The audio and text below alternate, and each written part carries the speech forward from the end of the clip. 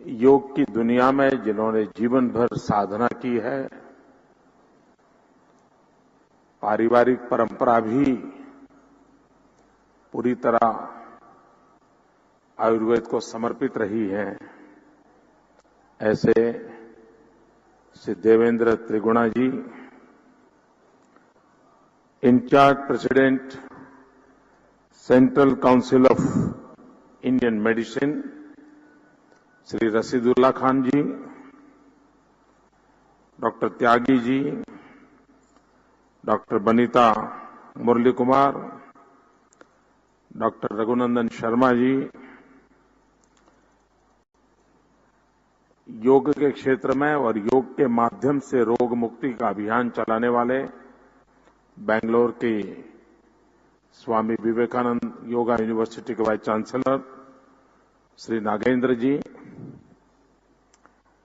आयुर्वेद को समर्पित और मेरे परम मित्र श्री कृष्ण कुमार जी कोयम्बतूर से पधारे हैं, शार सूत्र में जिन्होंने एक बहुत बड़ी गुरु परंपरा निभाई है, ऐसे श्री इंदु भाई, आज विशेष रूप से पुणे से पधारे हुए आदरणीय श्री बालजी तांबे जी, सभी योग के क्षेत्र में साधना करने वाले, आयुर्वेद के लिए जीवन खपाने वाले अनेक वरिष्ठ महानुभाव आज यहां मौजूद हैं। देश भर से आए हुए सभी इस क्षेत्र के सेवाव्रती, मैं गुजरात की धरती पर आप सबका हृदय से स्वागत करता हूं।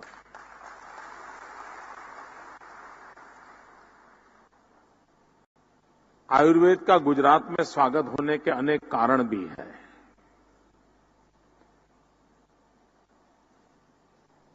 हमारे ईश्वर रूप भी, देवादिदेव भी कभी कभी बीमार होते थे अपने कालखंड में, तो सभी देवों की सेवा उस काल में अश्विनी कुमार करते थे और उस अश्विनी कुमार का आश्रम हमारे सूरत के पास तापी तट पे था।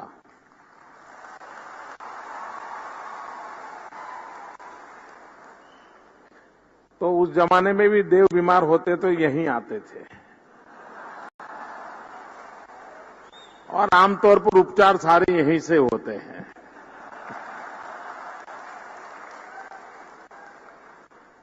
इतना ही नहीं, जब भी आयुर्वेद की चर्चा आएगी तो धन्वंतरी का नाम प्रमुख रूप से रहता है। हमारा जो गिर सोमनाथ जिला है, जहां सोमनाथ तीर्थ क्षेत्र है, जहां भालका जी तीर्थ क्षेत्र है, जहां भगवान श्री कृष्ण का अंतिम श्वास भालका तीर्थ में हुआ था, उसी प्रकार से इसी गिर सोमनाथ जिले में धानेज गांव है, वहां पर भगवान धन्वंतरी का अंत्येष्टि हुई थी। और आज भी सोमनाथ के पास धानेज गांव में भगवान धन्वंतरी की समाधि की पूजा होती है। वहां के लोग उस रूप में उसको पूजा अर्चना करते हैं। लेकिन ये बातें ऐसी हैं, बताए बिना पता चलता नहीं है। और बताए बिना पता इसलिए नहीं चलता है क्योंकि 60 साल तक इसे भुला देने के बहुत प्रयास हुए हैं।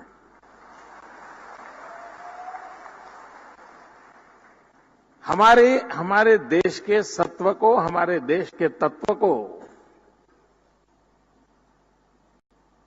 सदियों की गुलामी मानसिकता का इतने प्रभाव में दबी हुई है कि हमें भी अपने पर शक होने लग जाता है।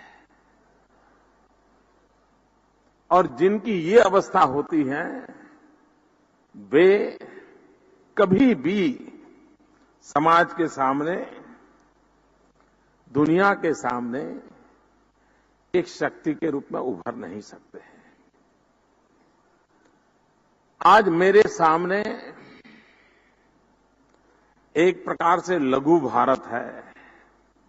हिंदुस्तान के 26 राज्यों के प्रतिनिधि यहां मौजूद हैं।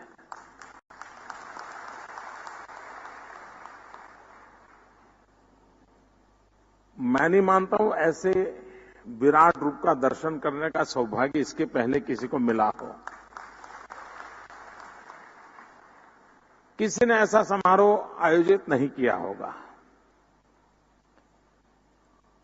तो आप सब यहां आए इसलिए भी मैं आपका आभारी हूं। आप जिस स्थान पर बैठे हैं ये महात्मा मंदिर है। मैं आप सबसे आग्रह करूंगा कि जब भी बीच में समय मिले इस महात्मा मंदिर को जरूर देखें। ये महात्मा मंदिर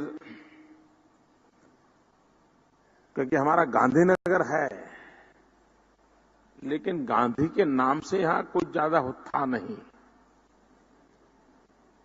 तो इसलिए हमने एक महात्मा मंदिर बनाने का निर्णय किया। और ये देश का एक प्रकार से बहुत बड़ा कन्वेंशन सेंटर बना है आज। और जिस सभागृह में आप बैठे हैं, यानी महात्मा मंदिर का बहुतेक हिस्सा सिर्फ 180 दिन में बना है। आप अपना फ्लैट भी बनाते होंगे रहने के लिए, तो 3-4 साल तो यूं ही निकल जाते होंगे। 180 दिन में बना है। कहने का तात्पर्य यह है कि हमारे देश के पास, हमारे देश के युवकों के पास क्या इतना सामर्थ्य है, इसका ये जीता जागता उदाहरण है। आधुनिक टेक्नोलॉजी और विज्ञान से बना हुआ एक महात्मा गांधी का म्यूजियम भी है यहां पर। समय मिले आप जरूर देखिए उसको।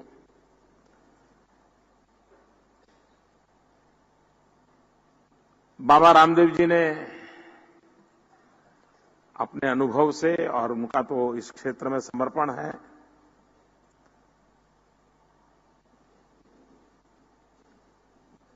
आयुर्वेद का चलन 2 बातों पर प्रमुख रूप से निर्भर करता है। एक, आयुर्वेद के डॉक्टरों का आयुर्वेद पर भरोसा हो।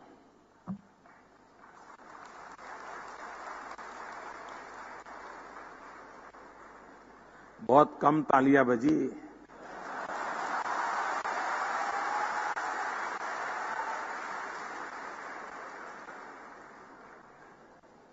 क्योंकि वो निकला था तो डॉक्टर बनने के लिए, लेकिन कोई मेल बैठा नहीं तो बैजराज बन गया। और कोई उसको बैजराज कहे तो उसको कभी कभी बुरा लगता है कि मैं तो डॉक्टर हूं, मुझे बैजराज क्यों कहते हो।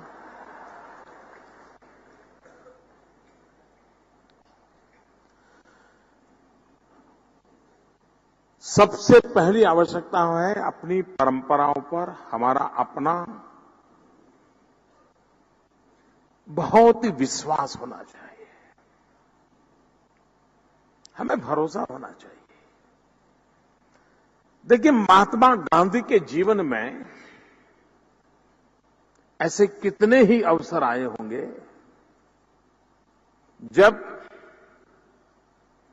उनके पहनावे को लेकर के, उनके खान-पान के लेकर को दुनिया के सब लोगों के सामने बैठते होंगे, गोलमेज परिषद में बैठते होंगे,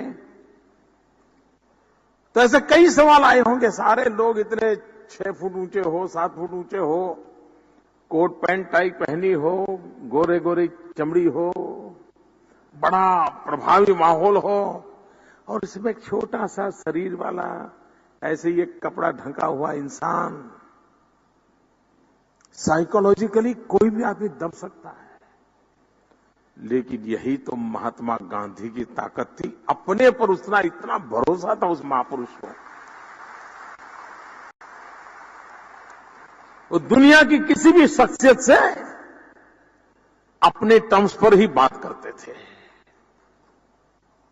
किसी भी बड़ा व्यक्ति है तो कहते थे साबरमती आश्रम में आ जाना, बात कर लेंगे।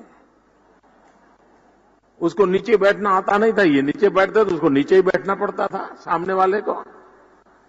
उनको ये नहीं था कि मेहमान आ रहा है चलो कुर्सी लगाओ मैं भी कुर्सी पर बैठूं, नहीं, उन्होंने अपने नियमों को जीवन में जिया था।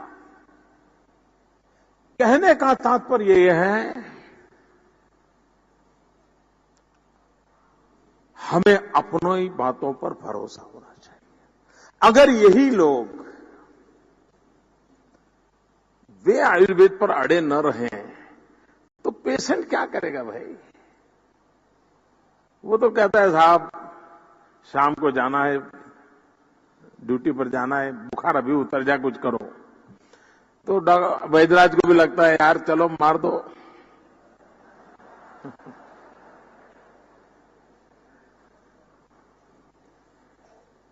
दूसरी बात है, पेशेंट को भी पेशेंस चाहिए। अगर पेशेंट को पेशेंस नहीं है तो उसका और आयुर्वेद का मेल नहीं बैठता है।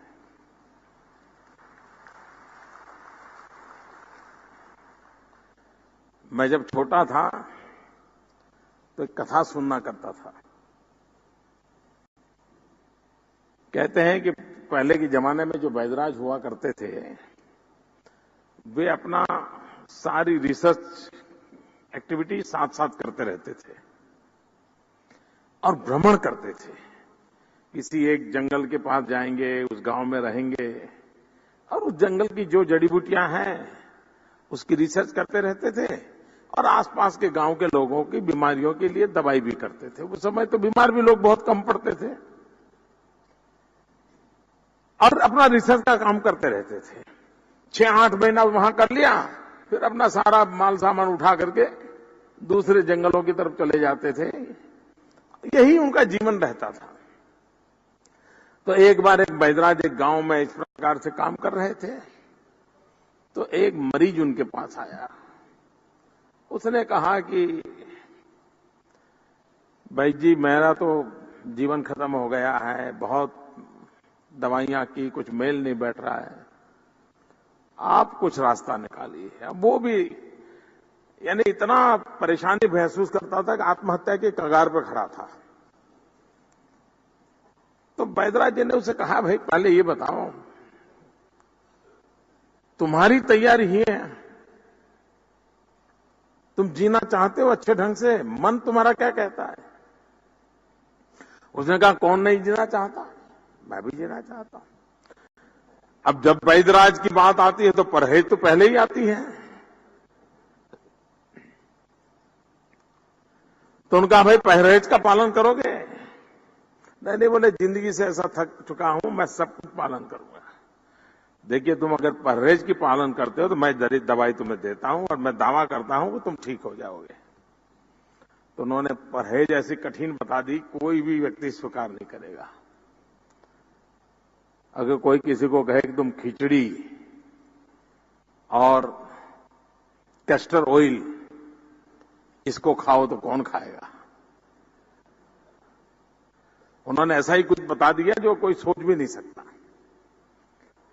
खैर वो उन्होंने दवाई कर रहे थे, 1 आध महीने के बाद वो अपना बिस्तर बोरिया लेकर के उठा करके चले गए। 25 साल के बाद फिर घूमते घामते उसी जगह पे आए। तो वो जो पेशेंट था 25 साल पहले मिला था, उनके पास गया। बोले वैद्यराज जी आपने मुझे पहचाना? तो बोले नहीं भाई मुझे पहचान। अरे बोले 25 साल पहले जब आप यहां आए थे, बोले आया तो था लेकिन मैं तुम्हें, तो बोले आपको एक ऐसा मरीज मिला था जिसको आपने, जो जीवन मरण के बीच जी रहा था, और आपके पास आया था और उसने आपको प्रार्थना की और आपने उसको दवाई दी और परहेज करने के लिए कहा। तो बैदराज जी को उत्सुकता, अच्छा भाई क्या हुआ, वो जिंदा है कि क्या हुआ? तो इसने कहा, बैदराज जी वो मैं ही हूं। अरे बोले, इतने अच्छे हो गए, तुमने बराबर परहेज का पालन किया था? तो इसने कहा, उस समय किया था ऐसा नहीं, आज भी मैं उसी परहेज के आदी हो गया हूं। तो बैदराज जी खड़े हुए और उस पेशेंट के पैर छुए, उन्होंने साष्टांग प्रणाम किया। बोले, आज के जमाने में ऐसा पेशेंट कहां मिलता है जिसके कारण मेरी दवाइयां सही निकल पाए, ये विश्वास पैदा हो जाए। तो ये भी एक संकट है, उसको शाम को ही दवाई चाहिए। इन सब के बावजूद भी ये एक शास्त्र है, सदियों पुराना शास्त्र है, और हमें कोई हम ही अच्छे, हम ही बड़े, हमें ये अनुकूल है। और आज भी दुनिया में होलिस्टिक हेल्थ केयर ये सारे विश्व में एक प्रचलित परंपरा के रूप में विकसित हो रहा है। इतना एलोपैथी, इतना सारा सर्जरी, इतनी सारी दुनिया आने के बावजूद भी जगत होलिस्टिक हेल्थ केयर की तरफ बहुत तेजी से आगे बढ़ रहा है। किसी ने सोचा होगा कि होम्योपैथी फिर से इस बार दुनिया के अंदर अपना पैर जमा लेगी? आज विश्व में होम्योपैथी ने फिर से अपना एक रुतबा प्रस्तुत कर दिया है। समाज के सभी वर्ग के लोगों में होम्योपैथी ने अपनी जगह बना ली है। लोगों का विश्वास बढ़ने लगा है। इसलिए आयुर्वेद के क्षेत्र में निराश होने का कोई कारण मैं नहीं देख रहा हूं। लेकिन उसके लिए बल देना पड़ता है। अब गुजरात में भी जब मैं 2001-2 में पहली बार इस काम के लिए मेरी जिम्मेवारी तय हुई, मेरे यहां आयुर्वेद क्षेत्र का बजट सिर्फ 36 करोड़ था। आज वो करीब 325 करोड़ पहुंच गया है। यानी हर प्रकार की सपोर्ट सिस्टम भी तो खड़ी करनी पड़ती है, तभी तो इस चीज को बल देता है। अब जैसे अभी आप फिल्म में देख रहे थे, गांधीनगर के बगल में ही कोलवड़ा में एक बहुत बड़ा हम आयुर्वेद का आधुनिक अस्पताल बना रहे हैं। और गांधीनगर इसलिए किया है कि दुनिया को पता चलेगा, और देखो किसी कोने में पड़ा होता है तो कोई देखने भी नहीं जाता, तो उसकी प्रतिष्ठा भी हमें बनानी होती है। बाय एंड लार्ज दुनिया में आयुर्वेद मेडिसिन से ज्यादा एक सप्लीमेंट्री फूड के रूप में जाना जाता है दुनिया में। अब सप्लीमेंट्री फूड के रूप में जब जाना जाता है तो उसके सारे नॉर्म्स जो होते हैं उस हिसाब से होते हैं। जितना आयुर्वेद के क्षेत्र में डॉक्टरों का महत्व है, उतना ही औषध बनाने वाली कंपनियों का भी है। अगर औषध बनाने वाली कंपनियां शुद्ध रूप से आयुर्वेद में, उसकी रिसर्च में और जन सामान्य की उपयोगी परंपरा में अगर मन नहीं लगाती है, तो औषधि एक तरफ जाएगी, डॉक्टर दूसरी तरफ जाएगा और पेशेंट तीसरी तरफ जाएगा, तो हेल्थ ऐसे ही लटकती रहेगी। एक सूत्रता चाहिए। अगर एक सूत्रता होगी तभी तो हम इस सदियों पुराने हमारी शास्त्र की ताकत को बनाए रखेंगे। आयुर्वेद अकेला नहीं चल सकता है, मैं आयुर्वेद का पक्षकार हूं, लेकिन उसके साथ आहार विहार का महत्व उतना ही है। और इसलिए कोई नेचुरोपैथी अलग है, योगा अलग है, आयुर्वेद अलग है, नहीं।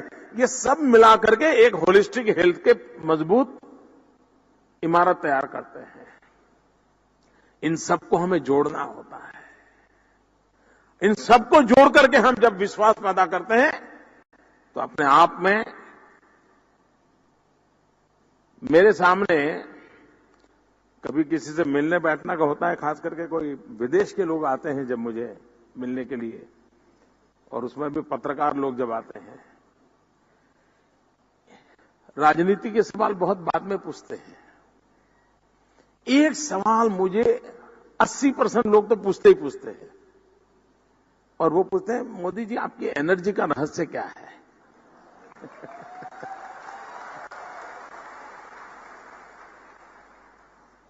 क्योंकि वो टीवी पर कार्यक्रम में इतने देखते हैं कि थक जाते हैं। ये सुबह इम्फाल होता है तो दोपहर को गुवाहाटी होता है, तो शाम को तमिलनाडु होता है, तो रात को आके गांधीनगर में कार्यक्रम करता है। स्वाभाविक है, लोगों को जिज्ञासा होती है, लेकिन ये टुकड़ों में नहीं होता है, एक होलिस्टिक अप्रोच से ही होता है। आज हम जब आयुर्वेद की बात करते हैं, वात पित्त कफ पर ही सारी दुनिया चलती है। आज के युग में बात होती है तो बड़े भाई समस्याओं की जड़ 3 है, हरी, वरी एंड करी। खाने की आदतें, चिंता और हर चीज में दौड़। ये हरी, वरी और करी, पूरा मनुष्य जीवन इसमें फंसा पड़ा है। उसको कैसे बैलेंस किया जाए, संतुलित जीवन कैसे आए, और ये सारी चीजें सिर्फ आयुर्वेद की पुड़िया तो आखिर में आती है, इसके पहले सब होता है। जब पंडित नेहरू प्रधानमंत्री थे तो आयुर्वेद के लिए क्या किया जाए, उस पर एक हाथी कमीशन बैठा था। उस हाथी कमीशन ने जो रिपोर्ट दी है उस समय में 60s में, वो रिपोर्ट बड़ी इंटरेस्टिंग है आयुर्वेद के प्रभाव के लिए। तो हाथी कमीशन ने एक बात आग्रह से रखी है कि अगर हम आयुर्वेद को सस्टेन करना चाहते हैं, प्रचारित करना चाहते हैं, और भारत के बाहर भी आयुर्वेद की जगह खड़ी करना चाहते हैं, तो सबसे पहले आयुर्वेद के पैकेजिंग को बदलना पड़ेगा। यानी सबसे पहले ही उनकी चर्चा ये है कि ये आप किसी को कहो आज के जमाने में कि भाई तुम ये वनस्पति साथ में थैले में ले जाओ, जहां जाओ वहां उबालना और फिर इतना पीना और ऐसा करना, तो कोई नहीं करेगा। आप उसको आधुनिक रूप में पैकेजिंग फॉर्म में देना पड़ेगा। और आपने देखा है कि धीरे धीरे हमारे यहां आयुर्वेद की दवाइयां भी वैसे ही आ रही हैं जैसे एलोपैथी का पैकेजिंग हो रहा है, उसको और अधिक अच्छा। ये जो फार्मास्यूटिकल इंडस्ट्री में जो लोग जुड़े हुए हैं उन्होंने करना होगा। अब हमारे सामने एक बहुत बड़ी चैलेंज है, इतना बड़ा हिमालय हमारे यहां है। लक्ष्मण जी बेहोश हो गए तो हनुमान जी हिमालय से औषध ले आए। ये हम कथा तो सुनाते हैं, लेकिन हिमालय की औषध पूरे विश्व को तंदुरुस्त कर सकती है। इस पर हम कोई काम कर रहे हैं क्या? आज चाइना हर्बल मेडिसिन एक्सपोर्ट करने में दुनिया में नंबर 1 पर है। आप लोग इतनी बड़ी संख्या में हो, इतनी हमारी फार्मास्यूटिकल इंडस्ट्री हो, इतनी यूनिवर्सिटियां हो, कॉलेजेस हो, रिसर्च होता हो, क्यों ना हमारी हर्बल मेडिसिन दुनिया के बाजार में ताकत के साथ हम क्यों न खड़े हो, पूरा विश्व हमें आकर क्यों ना स्वीकार करे। चाइना एक्सपोर्ट करता है, उसका मतलब हुआ कि दुनिया में मार्केट है। वो जगह हम क्यों नहीं बना पाते? ये हमारे सामने एक बहुत बड़ी चुनौती है। उस चुनौती को हमें स्वीकार करना होगा। उसी प्रकार से अब जैसे जामनगर है, जामनगर यूनिवर्सिटी में हर वर्ष बहुत बड़ी मात्रा में विदेश के स्टूडेंट पढ़ते हैं। वो स्टूडेंट वापस अपने देश में जाते हैं तो सिर्फ डिग्री लेके नहीं जाते हैं, आयुर्वेद का एक शास्त्र लेकर के जाते हैं।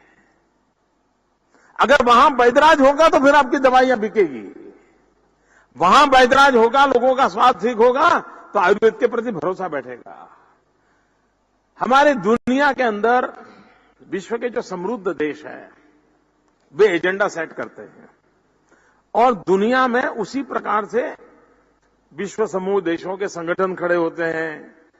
कोई गैस और पेट्रोलियम के देश होंगे तो वो उनका अपना एक समूह खड़ा कर देते हैं, कोई G8 समिट हो जाता है, कोई सार्क समिट हो जाता है, कोई G20 समूह हो जाता है। भांति भांति के समूह दुनिया के अंदर बने हुए हैं। क्या कभी हिंदुस्तान ने सोचा कि दुनिया में कितने देश ऐसे हैं कि जो हमारी ये ट्रेडिशनल मेडिसिन में विश्वास करते हैं? कितने देश हैं? आज भी आप मॉरिशस में जाओ, हमारी ये परंपरा चलती है। नेपाल में जाओ, तिब्बत में जाओ, भूटान में जाओ, इंडोनेशिया जाओ, थाईलैंड जाओ, अनेक देश हैं। फिजी जाओ, जावा सुमात्रा के इलाके देखो, अनेक देश हैं जहां पर हमारी ये परंपराएं आज भी पहुंची हुई है। क्या कभी भारत ने ऐसे देशों का एक अलग समूह बनाया? उन्हीं की एक कॉन्फ्रेंस बार बार हर साल क्यों ना हो, उन्हीं के सारे प्रधानमंत्री आए, राष्ट्रपति आए, मिले बैठ करके और इसी साइंस पर चर्चा करें। एक ग्लोबल रेपुटेशन खड़ा करने की आवश्यकता है।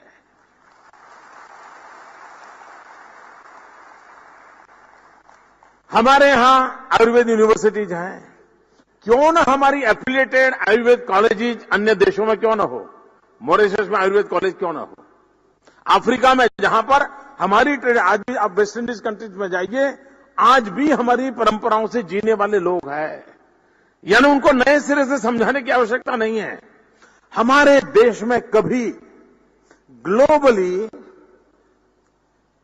आयुर्वेद को विश्व समूह के सामने ले जाया जा सकता है, विश्व समूह को इसी एक छत्र के नीचे लाया जा सकता है। भले शुरुआत 12, 15, 20 देशों से होगी, धीरे धीरे उसकी मेंबरशिप बढ़ेगी और देश जुड़ेंगे। और अगर एक समूह बनता है तो रिसर्च के लिए कॉर्पस फंड बनेगा, रिसर्च के लिए आधुनिक सुविधाएं बनेगी, और इन कामों को अगर हम करना चाहे तो हो सकता है। अब देखिए, हमारे यहां हार्ट अटैक के, हार्ट के जो पेशेंट होते हैं, उन हार्ट के पेशेंट के लिए ईसीजी से हम परिचित है। कार्डियोग्राम निकालते हैं, ईसीजी। इन दिनों हमारे आयुर्वेद के डॉक्टर मित्रों के पास ये बात कितनी पहुंची है मुझे मालूम नहीं है, लेकिन उस प्रकार के इंस्ट्रूमेंटों का विकास हो रहा है जिसको ईटीजी कहते हैं।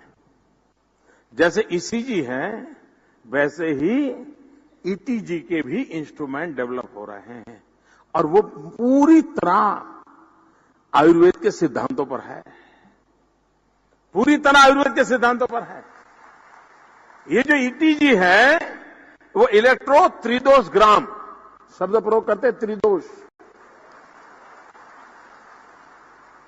इलेक्ट्रो त्रिदोष ग्राम ईटीजी वो निकाल कर देता है कि आपके शरीर में ये त्रिदोष की स्थिति में आप बैलेंस कितना है, कितना इम्बैलेंस है, ये आज मशीन निकालने लगे हैं।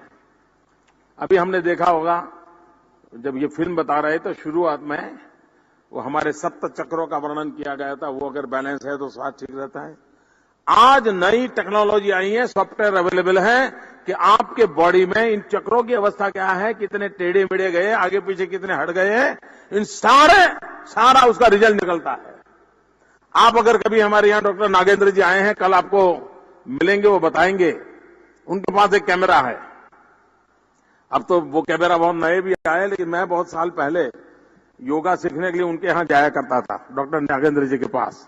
वहां जाके मैं रहता था। मेरी एनर्जी के रहस्य में वो भी एक है। तो जापान के एक साइंटिस्ट ने एक कैमरा खोजा हुआ है, किलियन फोटोग्राफी। ये जो हमारे शरीर के ऊपर ऑरा होता है, ऑरा की फोटोग्राफी होती है।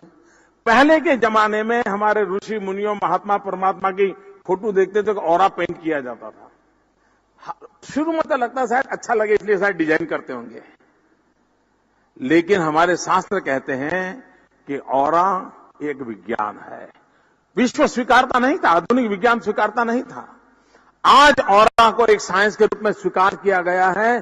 पूरा मेडिकल साइंस एक नई करवट बदल रहा है और वो कहने लगा है कि ऑरा के अध्ययन से, अगर ऑरा का अध्ययन किया जाए तो इतना ही किया जा सकता है कि 10 साल के बाद इस बॉडी में कौन सी कमी आएगी, 20 साल के बाद कौन सी कमी आएगी, उस कमी के कारण कौन कौन से रोगों की संभावना खड़ी होगी, आज ऑरा साइंस से हो सकता है। और किलियन फोटोग्राफी, उस जमाने में तो ये जो कैमरा था वो वॉशिंग मशीन की साइज का हुआ करता था और उसमें आप अपना ऑरा निकाल सकते हैं। अब तो वो बहुत आधुनिक हुआ है, लेकिन ये पूरा विज्ञान, पूरा नया विज्ञान है। इसका सीधा सीधा मेल हमारे पूर्वजों ने जिस परंपराओं को निभाया था उन परंपराओं के साथ जुड़ा हुआ है। जोड़ने की आवश्यकता है। बहुत बड़ी मात्रा में दुनिया में रिसर्च हो रहे हैं, लेकिन वो जो रिसर्च कर रहे हैं उन्हें पता नहीं है कि उसका मूल हमारे यहां कहीं पड़ा है। इतना बड़ा टेक्नोलॉजी डेवलप हुआ, आयुर्वेद का इतना बड़ा शास्त्र है, इतनी हस्तलिखित चीजें उपलब्ध हैं, इतने पुराने ग्रंथ उपलब्ध हैं, लेकिन अभी तक हमारे देश में इसका डिजिटल वर्किंग पूरा नहीं हो पा रहा है। करोड़ों की तादाद में मैन्युस्क्रिप्ट्स अवेलेबल हैं। ये सरकार का दायित्व बनता है कि इसको डिजिटलाइजेशन कैसे कर दें। हमारी इस पूरी विधा को विश्व के सामने हम आधुनिक टेक्नोलॉजी के माध्यम से कैसे रखें।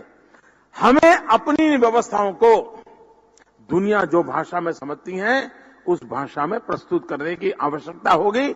उस दिशा में काम करना पड़ेगा। उसी प्रकार से एक विषय में हम हिंदुस्तान में बहुत हमारा नुकसान हो रहा है और दुनिया बदल चुकी है।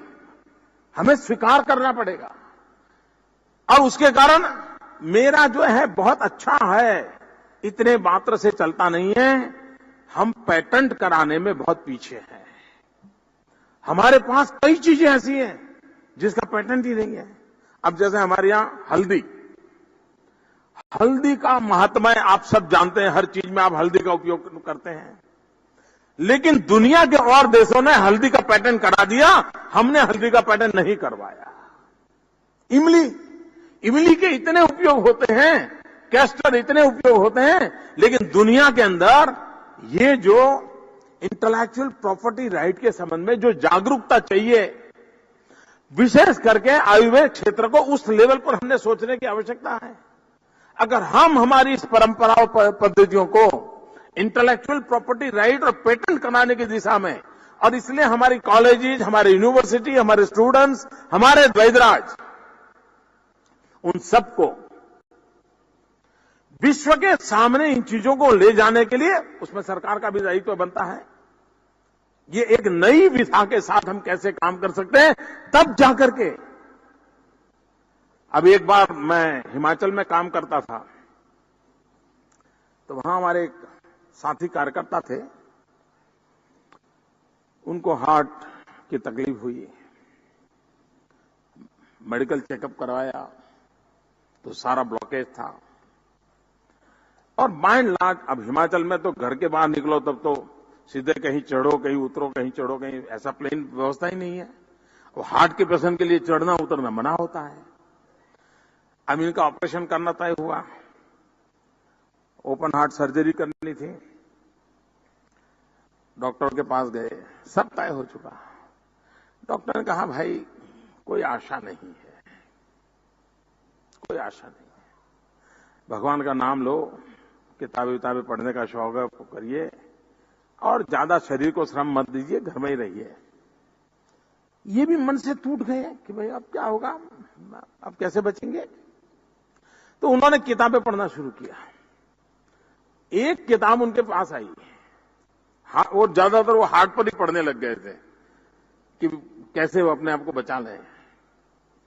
आपको हैरानी होगी, उस किताब में एक चीज उनके हाथ लगी और उसने कहा था कि भाई ये जो ब्लॉकेज वगैरह हैं, हार्ट की तकलीफ है, उसको ठीक करने का रास्ता है। बाजार में से कैप्सूल ले आओ, खाली कैप्सूल, और घर में एडल्ट्रेशन सिवाय की प्योर लाल मिर्च, नमक वमक ना हो, कुछ ना हो, प्योर लाल मिर्च, इसको कैप्सूल में भरो और दिन में 3 कैप्सूल ले लो। ये कहीं किताब में उनके हाथ लग गया। अब उनको लगा भाई ऐसे भी मरना तो है ही है, चलो लाल मिर्ची खा ले। वो दिन में 3 कैप्सूल लेने लगे। 2 महीने के बाद डॉक्टर को दिखाने गए तो डॉक्टर हैरान थे कि भाई क्या बात है, ये क्या हो गया आपको? पुराने रिपोर्ट देखे, बोले भाई एक सेकंड ओपिनियन लेना पड़ेगा, थर्ड ओपिनियन लेना पड़ेगा। और आपको हैरानी होगी, मैं जब वहां रहता था 95 के कालखंड में, डॉक्टरों ने कह दिया था 2-4 महीने के मेहमान हो। मैं अभी पिछले हफ्ते जब हिमाचल गया तो उनके परिवार के लोग मिले तो मैंने पूछा भाई उनका स्वास्थ्य कैसा है? अरे बोले वो तो बहुत से घूम रहे हैं, वो अपना नौकरी धंधा कर रहे हैं, कमाई कर रहे हैं, बहुत अच्छा स्वास्थ्य है। कहने का तात्पर्य यह है कि हमारे पास पता नहीं क्या क्या विधियां होगी, लेकिन दुनिया के सामने उसको वैज्ञानिक तरीके से लाना पड़ेगा। और इसलिए हमें रिसर्च में भी, मैं तो कभी कभी मैं जैसे आप लोगों को मिला हूं, एक दिन मैं फार्मास्यूटिकल इंडस्ट्री वालों को बुलाने वाला हूं, खास करके आयुर्वेदिक औषधि बनाते ने, जंडू हो या जो भी हो, मैं उनको कहने वाला हूं कि भाई क्यों यूनिवर्सिटी में आपकी कोई चेयर है क्या? ये सारे औषधि निर्माता लोग हैं, उनकी यूनिवर्सिटीज में चेयर क्यों नहीं होनी चाहिए? उस चेयर में रिसर्च क्यों नहीं होना चाहिए? हमने सबको जोड़ना पड़ा, वो रिसर्च करें। इतना ही नहीं कि हमारे जो औषधि निर्माता लोग हैं, अगर दुनिया के 20 देश तय करें, एक कंपनी एक देश ले लें और तय करें कि वहां से 5 बच्चों को हर वर्ष आयुर्वेद पढ़ने के लिए स्कॉलरशिप वो देंगे, वो 5 बच्चे यहां आएंगे, वो वापिस जाकर उन्हीं का तो माल बेचेंगे।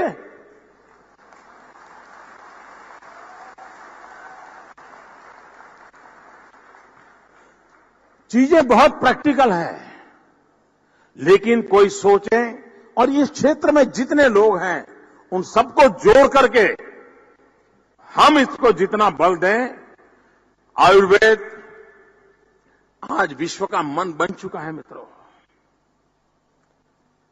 पहली बारिश के बाद किसान को पता चलता है कि अब धरती बीज को स्वीकार करने के लिए तैयार हो गई है।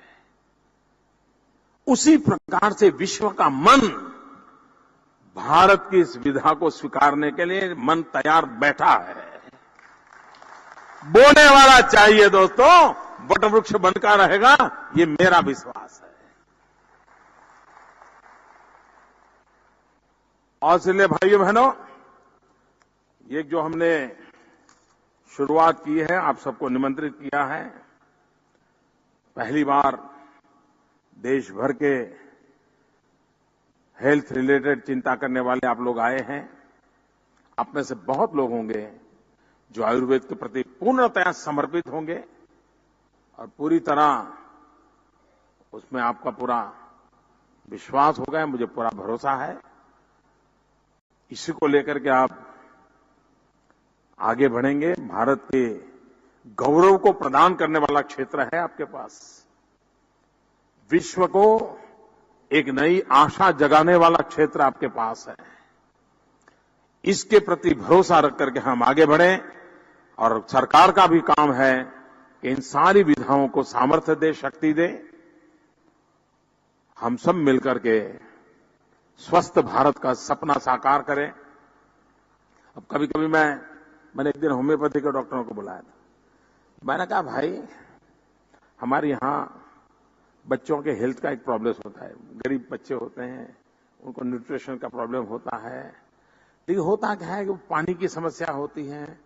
इतने में छोटा बच्चा होता है, माँ ने बेचारी ने बहुत केयर की हो, लेकिन दांत आना शुरू हो जाए तो बच्चे को इतना डिहाइड्रेशन हो जाता है कि वो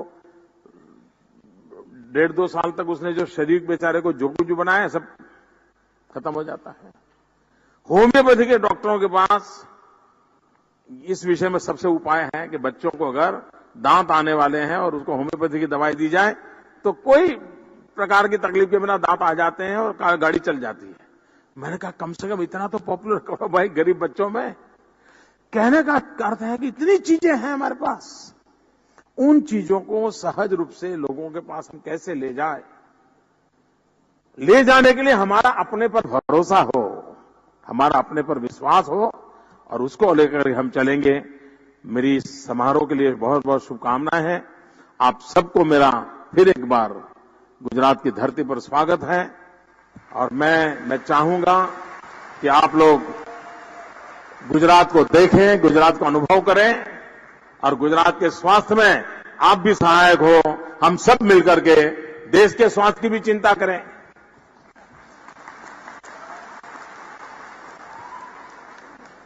हर फूल, हर पौधा, हर वनस्पति, उसमें कोई न कोई तो शक्ति होती ही है।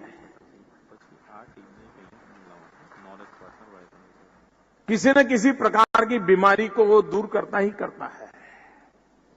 कमल भी एक ऐसा फूल है